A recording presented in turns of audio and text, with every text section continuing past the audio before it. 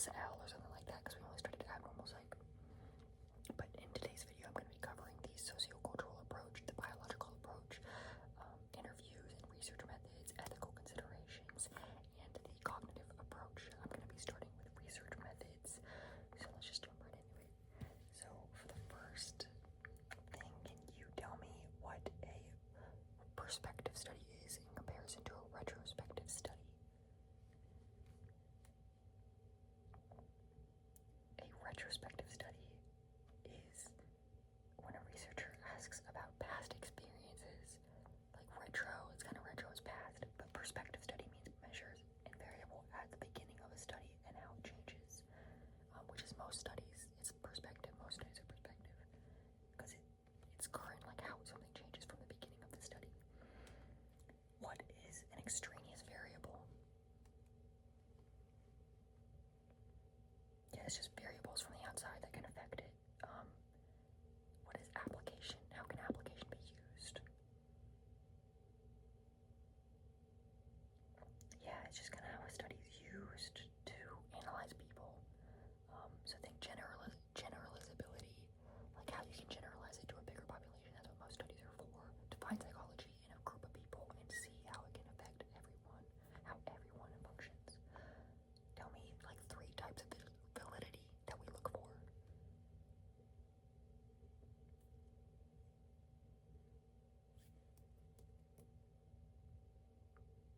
Yeah, you got external validity, ecological validity, and population validity. Can you tell me what those 3 things are, starting with external, ecological, and population?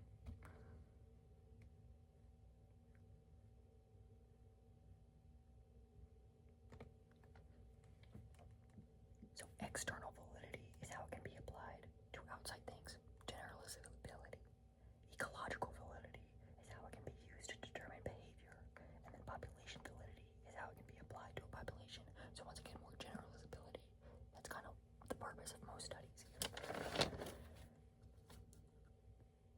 Tell me what data triangulation is.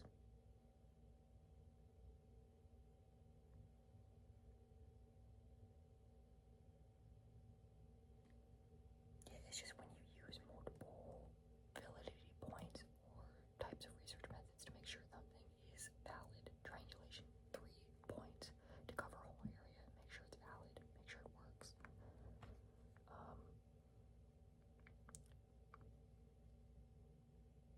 What is qualitative versus quantitative?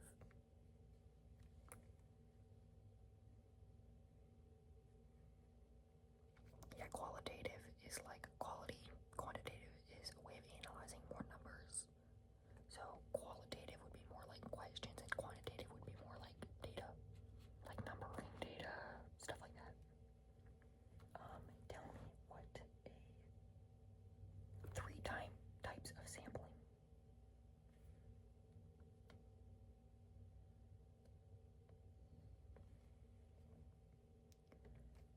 Event sampling, point sampling, and time sampling. Now tell me what they are.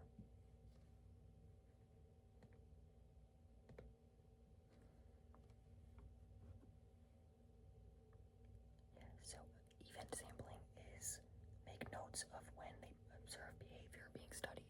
So you sample when the event occurs. Point sampling is make note of each participant and move on to the next, like at certain points in time, not when something happens, but just each participant. And then time sampling is, okay, point sampling and time sampling seem a little similar, but time sampling is at a regular time interval. Point sampling is note of each participant and move on to the next. Event sampling is when the event occurs. So just think event and time. I haven't seen a lot of point sampling in my time either. So if you don't know what that is, me either. Tell me some strengths and limitations of a case study. First tell me what a case study is if you don't know what it is.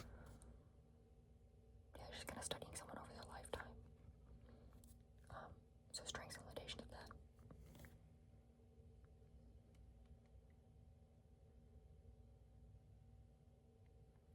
Some strengths are provide rich data, uses triangulation, which increases credibility, and may develop new theories. Limitations, it cannot be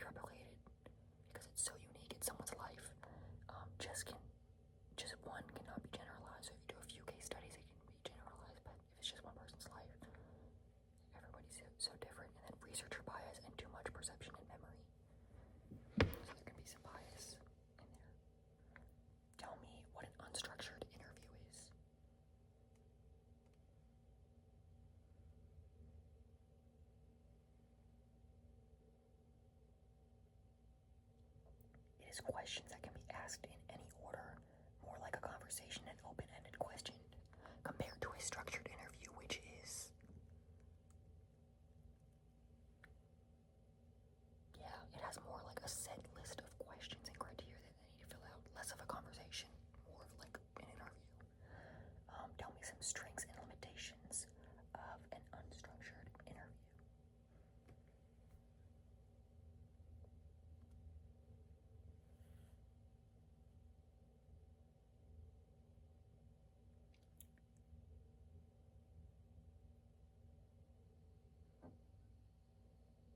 So some strengths are researchers aren't question limited. They can ask for elaboration. They can go in any direction they want, and this can also be an inductive approach, meaning they can get some unexpected info that they didn't know they were looking for but might be useful. Limits are questions aren't set possible, so there might be some bias in the questions. Getting information in a certain way, asking it in a certain way, which would be called framing, which we'll learn about later. One-on-one can be pressure. Like, if you're in an interview, you can be kind of pressured. If it's one-on-one, you can feel intimidated or something like that. And then comparison of data and collection. It takes time. It takes time to analyze the data from an interview and see what's really going on here. Tell me what a focus group is. And sorry if y'all hear my fridge in the background. I turned off all my fans because the other videos are like crazy loud with all my fans on.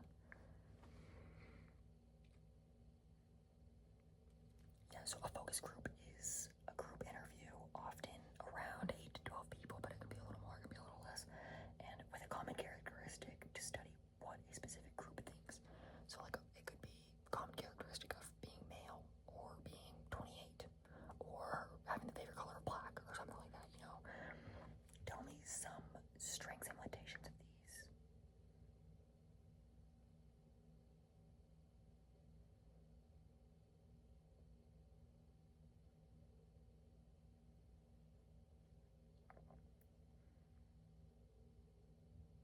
I'm seeing a lot here. So some strengths of this are they're quick and convenient to collect data. It's more of a natural setting, and group members may prompt others to share more. Some limits are ethical concerns of confidentiality, because you're all there, you're all seeing each other. Limits talk of personal experiences, just talking of personal experiences, and maybe confrontationers, and data may be hard to analyze. So think of focus groups as like, and who set that system up? That's like a focus group, like their common interest or whatever was being of a certain political stance. And sure, like it prompted them to talk to each other, but yeah, I got a little aggressive with the who set that system up.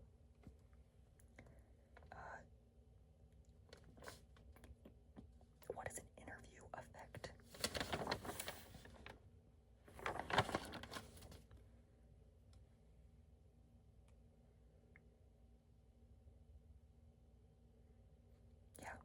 Characteristics and behaviors of an interviewer that may affect how an interviewee responds.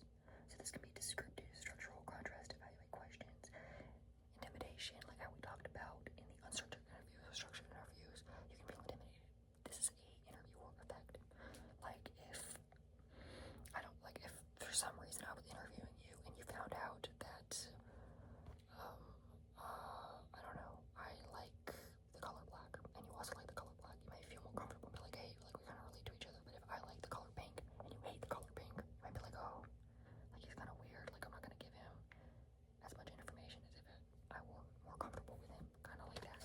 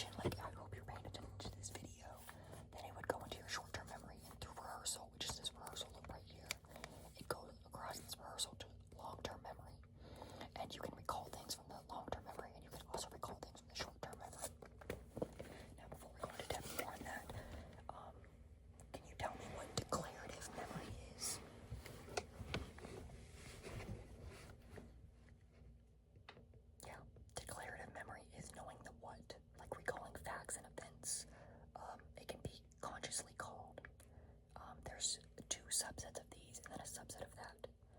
So what are the two subsets, if you know? Yeah, so it's going to be episodic memory and semantic memory. Episodic memory is specific events given time and place. Semantic memory is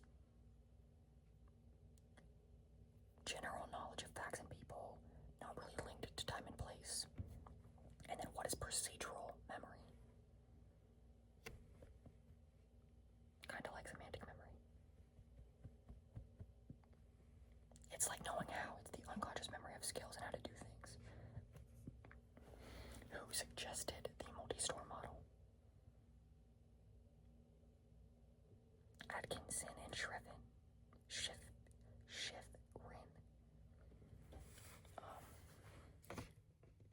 Tell me kind of about the short-term memory. Like how long can you recall things for? How many items? How does it work?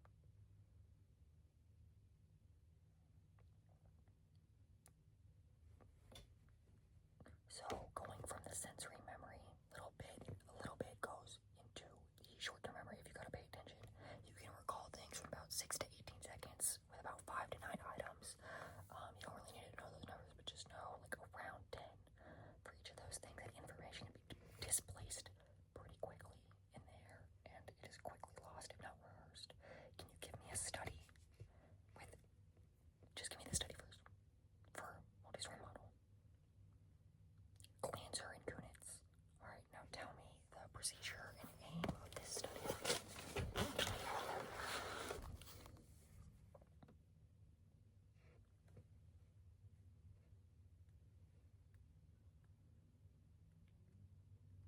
Yeah, so the procedure, the aim was to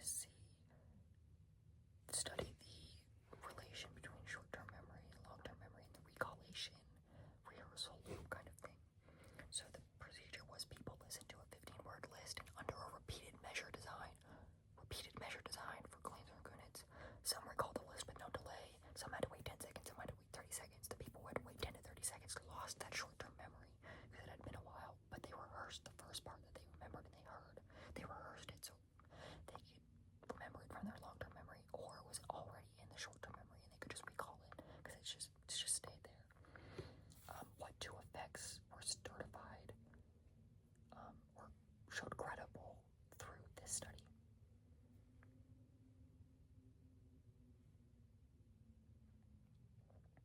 The primary effect and the recency effect. What is the primary effect?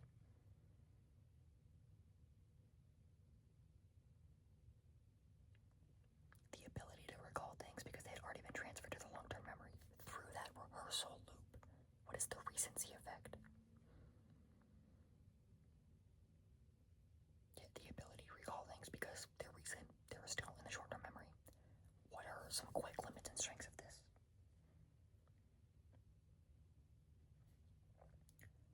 Limits. There's a variance in the amount of rehearsal and why some things are stored right away while others take a while, and it's kind of oversimplified.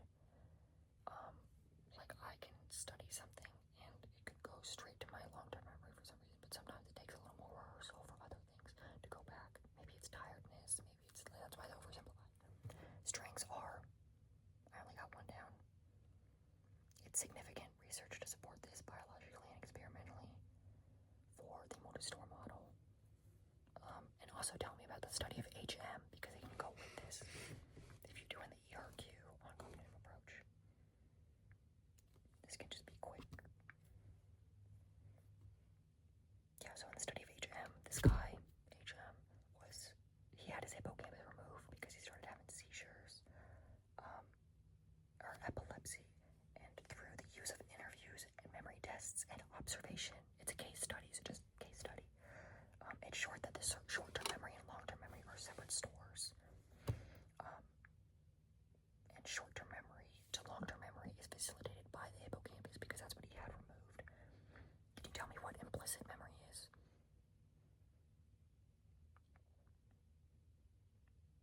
In implicit memory, he could learn new motor skills, but he didn't remember learning them.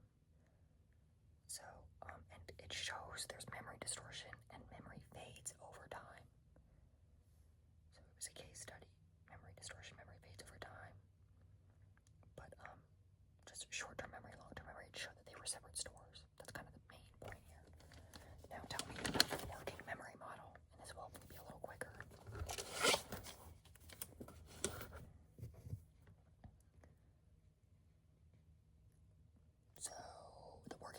suggests that short-term memories have a number of different stores. There's not just one.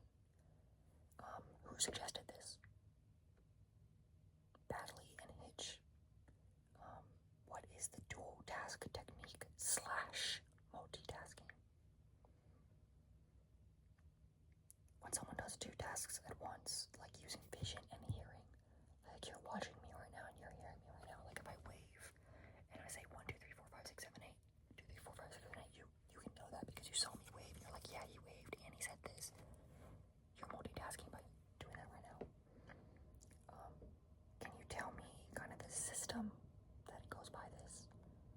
Just kind of like from this to this to this to this.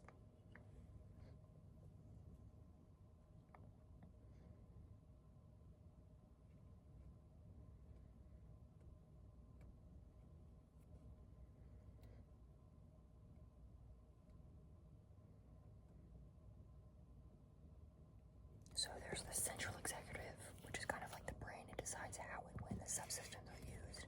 There's the phonological loop, like the phonological loop, which is auditory component. Articulatory control system, which is like the inner voice preparing to speak. It just remembers what you hear. There's the visuospatial sketchpad, which, if you listen to the name visual and spatial sketchpad, which is what you recall from your visual and spatial sensory memory and goes to your long-term memory. And then there's the episodic buffer, which is temporarily holds separate and several sources of information, both auditory and visual, and responsible for conscious awareness. What is articulatory suppression?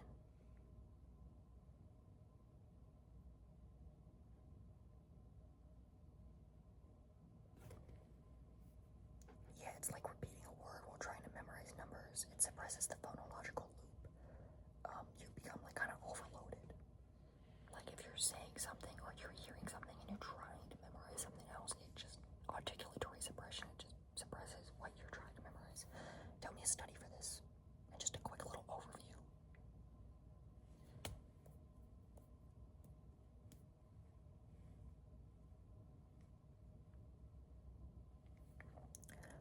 Laundry and Bartling, which use the independent design. And some people memorized a list of numbers without articulatory suppression, and some with. The scores of those with showed lower, and the recall with those without were better scores because they didn't have the articulatory suppression. That was just kind of a quick, just remember that quick little thing right there. And what are some strengths and limitations of the working memory model?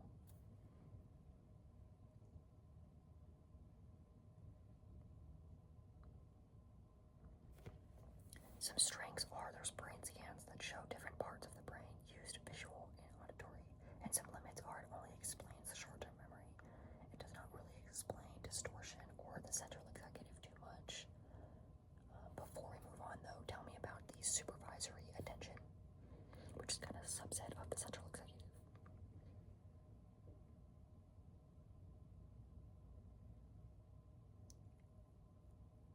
So because the central executive has like the attention control on what to put attention on and rely on different schemas to show that attention, supervisory attention is like planning and decision making, and it creates new strategies.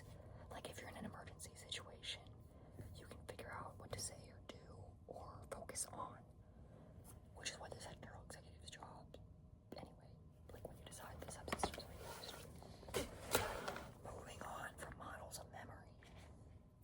And tell me what the schema theory is. Yeah, just a little quick thing. It is groups of things in your memory. So like think of farm animals. Cow, chicken, pig, goat, other, like it's a schema. It's groups of certain things in your memory. Groups of sports, groups of school-related items, groups of people you hate, What is accommodation? Making a new schema. What is assimilation? Modifying an already existing schema or adding new information. So just the modification of a new. Tell me some limits of the schema theory. it's kind of vague and it's difficult to define because it cannot really be observed and it's unclear how they're formed. Like, you just kind of have them in your brain. It's not really, there hasn't been much study done on how they're formed and what's going on with them, Tell me 2 studies. Start with the first one. Yeah, so Brewer and Tryons is the one I'm going to focus on first. Tell me about it.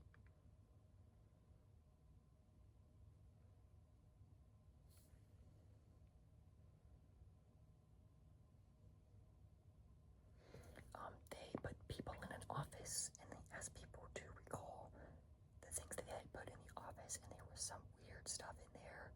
And when they asked them to recall what was in the office, the people with the weird stuff didn't recall the weird stuff because they just used their office schema to kind of think about it and remember, because they had waited a little bit of time before they recalled.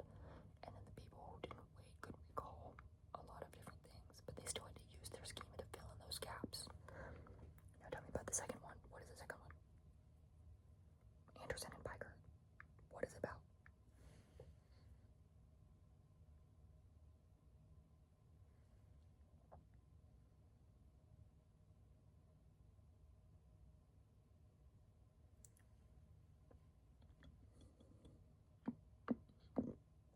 People were told to read a story about home burglary and were told from the robber and the homeowner point of views. When they were told to switch roles, a different schema allowed for more recollection of memory. So the people who read from the burglary side could recall more information after reading the homeowner side, and like vice versa, they could just recall more because they had different schemas and could relate to each schema. Just remember, Bruin and Tryons is the office one, and Anderson and Piker is the robbery one. Now tell me about thinking and decision making, more of what kind of model is used. The dual processing model. There's 2 systems. What are the 2 systems? System 1, unconscious, fast, no effort. System 2 is slow, rational, and analytical thinking. Which one is more prone to error? Yes, system 1, because it's fast and it's unconscious. What would that be called? Some sort of bias. Yeah, so it's kind of availability, heuristic bias, which we'll go over a little bit more in a sec. But that's just when you think of something so quick, but it's wrong, because it's just what comes to mind first. What is an availability heuristic? Yeah, what comes to mind? What is a heuristic? It's a mental shortcut that is used to make decisions on one aspect of a problem. Both of these are part of system 1 because it's what comes to mind, and it's like a mental shortcut. The mental shortcut, though, can come from system 2 because after training for a little bit, system 2 thinking, like, if I become tech savvy on a computer and I can code or whatever, and I want to code a game, but I've been coding games for years, and I can do a little quick thing, it becomes system 1 because I just don't even gotta think about it.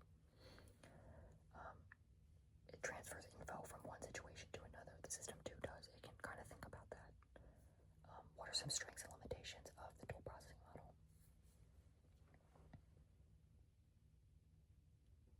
Yeah, so strength is biological evidence. There's different parts of the brain, and some limits are system 2 can be fast through experience, and there can be several different systems. Like, as I said, like, if you work hard on something, system 2 can become system 1 thinking. Tell me the first study for this. I'm going to talk about Bagheera et al. First. Tell me about it.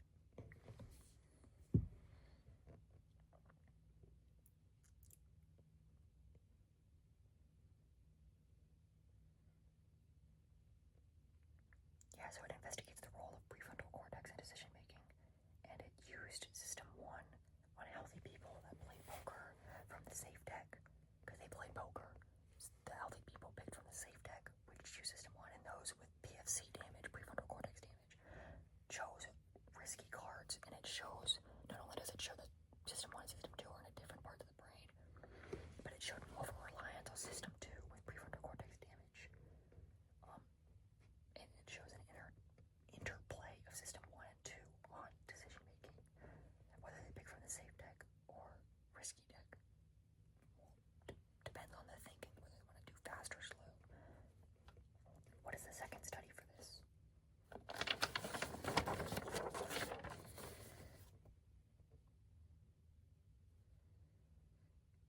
So it's going to be position of K study, or it's going to be Tversky, a con min. Tell me about it.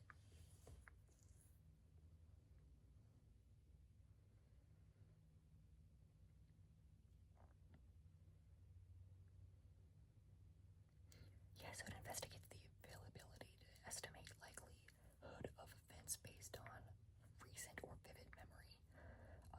And this can relate to an availability heuristic bias, which is, tell me real quick, because I already talked about it.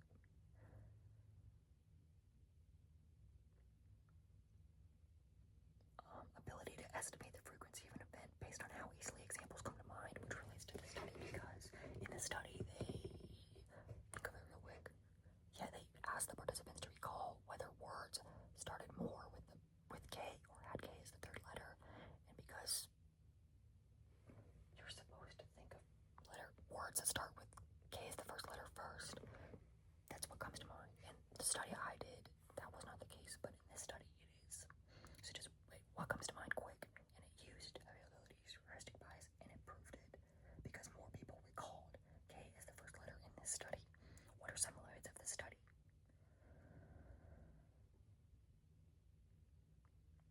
Ecological validity, because ain't no one in the real world, is it going to matter that K is more frequent as a third letter? And sample bias, because it was all university students.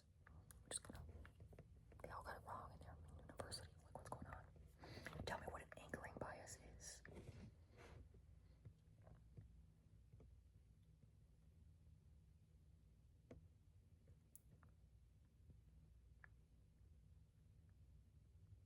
Yeah, so it's ability to rely too much on the first piece of information offered. So an example of this is if you're going shopping and I'm in ExpressMed and it's the price tag, look, this shirt went from $300 to $150, then I'm going to be oh, wow, $300, which is the first piece of information I'm going to rely on, and now it's $150.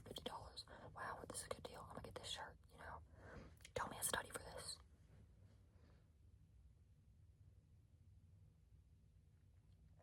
English and Musweiler. Tell me about it, real quick.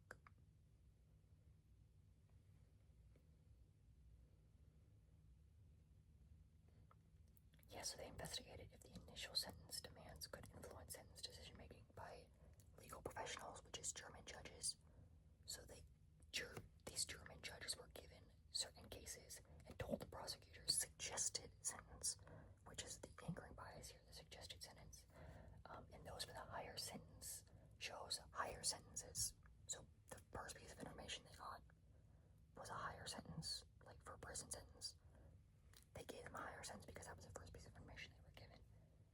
It shows people rely heavily on anchors when making decisions. Tell me a few limits of this. There's two. Yeah, limited generalizability because it might not apply to different countries / legal systems, and it is an artificial setting. Tell me some about framing, which I talked about earlier. It's how an issue is worded or phrased and how it can affect the answer to that issue. There's positive and negative. Just think on that. Positive, so I'll give you an example. Positive is this surgery has a 90% survival rate. You're gonna be wow, it's pretty good. And then a negative framing would be yeah, this surgery, 10% of people die from it. You're gonna be oh, alright, never mind. Tell me a study for this.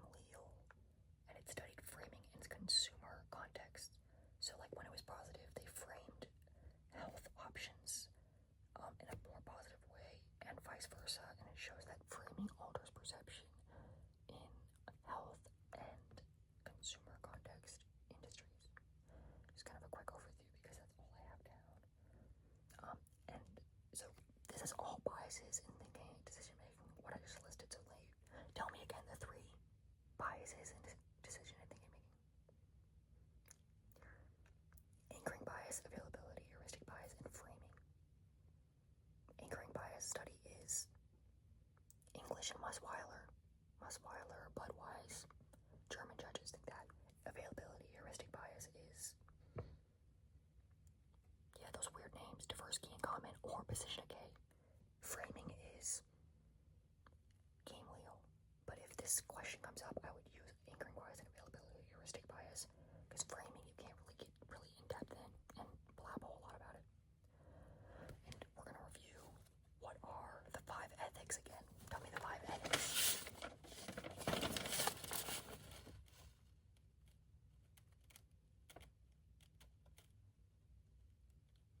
I hope you got them all right. Right to debrief, right to withdrawal, informed consent, protection from harm or discomfort, and right to confidentiality. Let me go slow because maybe you didn't get that.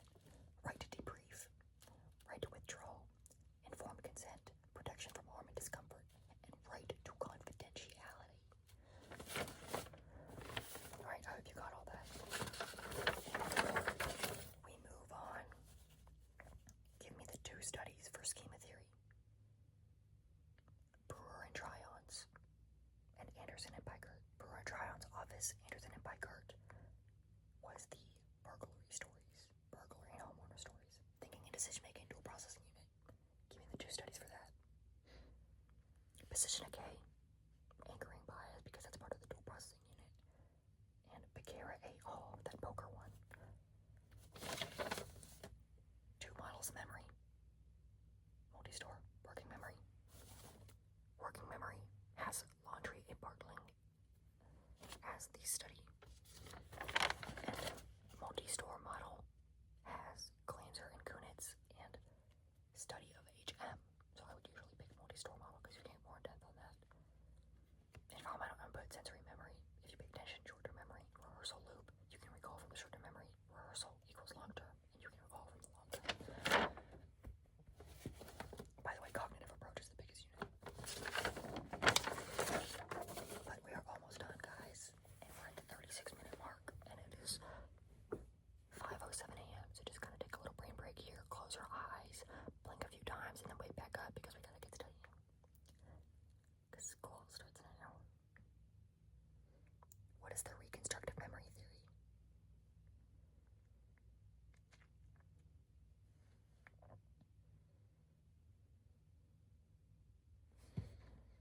It means that memory is an active process of reconstructing the past.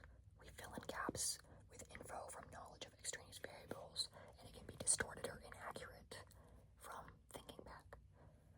Like using schemas to fill in the missing info from Becerra et al. Brewer and Tryon's. My bad. Now tell me the first study for this that we're going to use.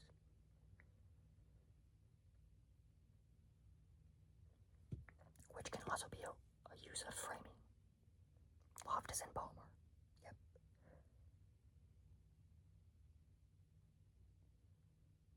This is where you tell me about it. I hope you're telling me about it. Yep, so it was wording of questions can influence people's memories and event, which is framing. They asked how fast a car was going in a video, and then they had watched this video of a car crashing a week ago, and then when they were asked how fast the car was going in a certain framed question, and how it crashed, it affected the way that they responded to how fast the car was going with how the question was worded. It shows how extraneous variables can cause distortion and reconstruction, and it shows that memory is not reliable, and this can be added to framing, which is game Leo. So framing, how an issue is worded can influence the answer to that issue. What are some limits?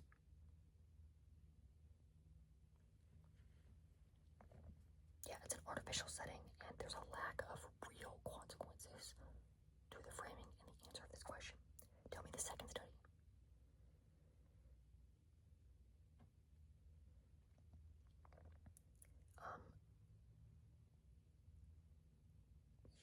Yall and Catchall. It shows memory is reliable because they asked questions about eyewitnesses and all the answers were consistent even months later for eyewitnesses. This shows more flashbulb memory because the eyewitness is more of an ask questions to the eyewitnesses, and even when faced with misleading questions, the memory was still reliable and their answers were consistent. So it depends. For reconstructed memory, if you want memory to be reliable, use yall and catch-all. Memory is not reliable. Framing how things labeled Loftus and Palmer. So tell me some limits of yall and catch-all. There's just two quick ones. Lack of control, and there's a small sample size. Alright, I hope you got all that, because we're moving on to the last part of cognitive approach.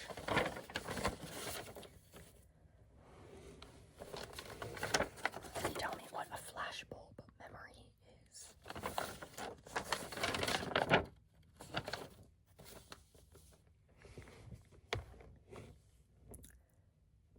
A flashbulb memory is a highly detailed, exceptionally vivid memory of a moment when a surprising and emotionally arousing event happened.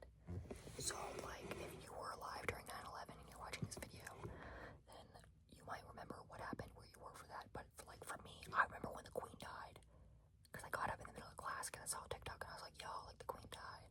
And everyone was like, what? Because that was an emotionally arousing event. Everyone remembers where they were. That's a flashbulb memory. Or like if someone important died, you're gonna remember when and how you found out. Give me the first study for this.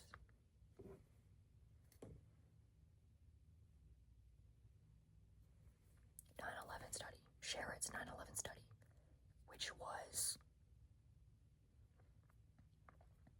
it showed amygdala brain activity, which we'll get into in the biological approach, but it showed more vivid memories for those closer to the attacks because they interviewed people from the 9/11 attacks based off of how close and how far they were, and the people closer, obviously it was more emotional for them because it was like more scary.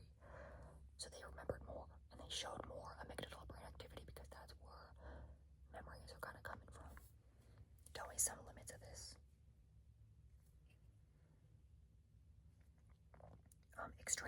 Extraneous variables, such as media. Media is going to be a very big extraneous variable. Can influence the results, or like schema or something can distort memory, because memory can be distorted. And then brain activity and recalling memories doesn't have to be a direct relationship. It can be, but it doesn't have to be. Tell me the second study for this.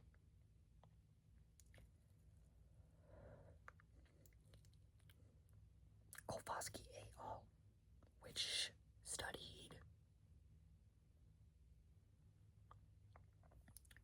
how cultural differences affect recalling of memory.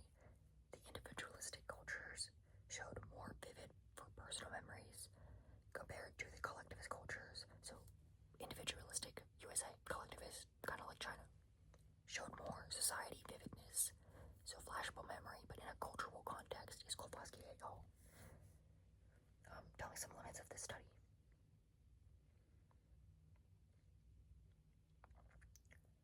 So some limits of this will be memory distortion and cultural generalization. It's limited to the number of participants and these types of cultures. So sure, individualistic and cultures kind of, collectivists seem kind of like black and white here, but there could be more cultures or kind of an intermixing of the two. So generalizability is going to be pretty low. Alright, let's do a quick review of the cognitive approach. Models of memory, go. Multi-store model. Tell me two studies for this. Study of HM and Glanzer and Kunitz. Glanzer and Kunitz was the 15-word list. Recency effect, primary effect. Study of HM. Case study showed hippocampus removed. No new short-term memories because there's short-term memory and long-term memory are separate stores. Yes, implicit memory, memory distortion, memory fades over time. Working memory model. Tell me the study. Laundry and Perling, which use independent design, articulatory suppression for the word, the numbers they had to memorize. Articulatory suppression, central executive phonological loop, and visual sketch pattern. While over in the multi-store model, it's short-term memory to long-term memory, sensory memory, and environmental input. Just gonna think of the picture I showed you. Use that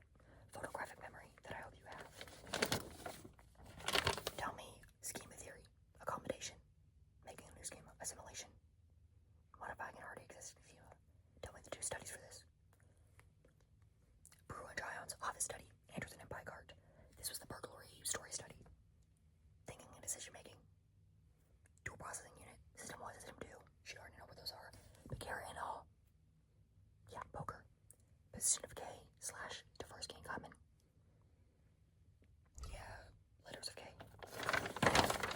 This relates to biases in thinking and decision making. Give me the 3 biases in thinking and decision making. Anchoring bias, availability, heuristic bias, framing. Tell me the studies for anchoring bias. Yeah, English and Weiler, the German judges. Availability, heuristic bias. Diverse K in common, or the position of K. We already talked about that. Framing. There's 2 of these for these. Loftus and Palmer, which was the framing of how the vehicle crashed and how fast it was going. And Gamliel, which studied consumer context and held context in the wording of questions and answers to questions in that field. Tell me reconstructive memory theory.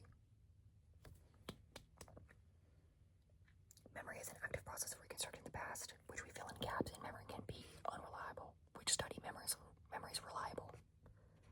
Yall and Catchall, memory is reliable because they ask questions to eyewitnesses, kind of use flashbulb memory. Memory is not reliable in the study of Loftus and Palmer.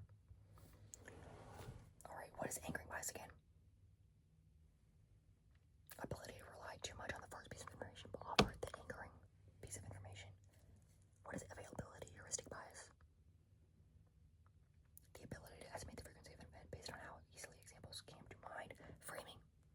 Should be a pretty quick one. How issue is worded can influence the decisions or answers based on the issue. Flashbulb memory. What is flashbulb memory? Yeah, highly detailed, acceptably vivid memory from an emotionally rousing event. 2 studies for this. Sharon's 9/11 study, how close they were, used fMRI scan. We'll get into the biological approach, which looks like I'm going to have to make a new video for. And Kowalski,